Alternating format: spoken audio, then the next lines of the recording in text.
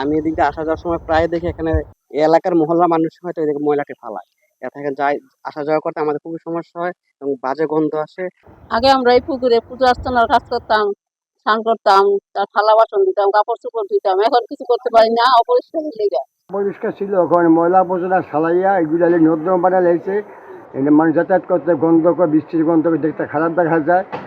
এতে জনগণের পরিবেশ ভালো না, আর কোনো জনগণ এটার মধ্যে কোনো একটা কেয়ার নেয় না। এই যে ময়লা ফেলা এত বইরা ফেলছে একবারে, এখন তো আর কিছু করা যায় না আগের মতো। পাশে একটা কিন্ডারগার্টেন স্কুল আছে, কিশোর স্কুল, অনেক পুরাতন স্কুল। এখানে তো অনেক লোক আসা যাওয়া করে, গার্ডিয়ান আসা করে। এতে খুবই বাজে অবস্থা। এবং দ্বিতীয়ত এখানে যে ডোবাটা আছে, এখানে বৃষ্টির পানি জমে।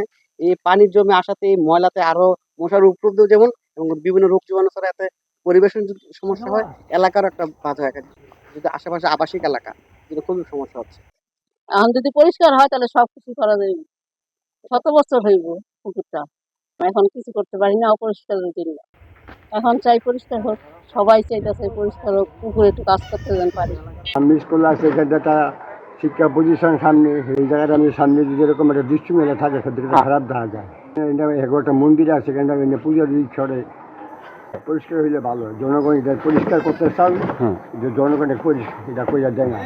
এলাকার মানুষ উপকার হবে এবং পুকুরটা সুন্দর হবে, একটা পরিবেশও সুন্দর হবে। দেখা মানুষ মানে বাতাস থাকবে, পানি থাকবে, মাছ থাকবে, সবাই হাঁটা চলাফেরা করে ভালো থাকবে এবং হ্যাঁ, আমাদের দাবি এটুকুই যে ময়লা পরিষ্কার করে আগের মতো পুনরুদ্ধার করে দেওয়া উচিত।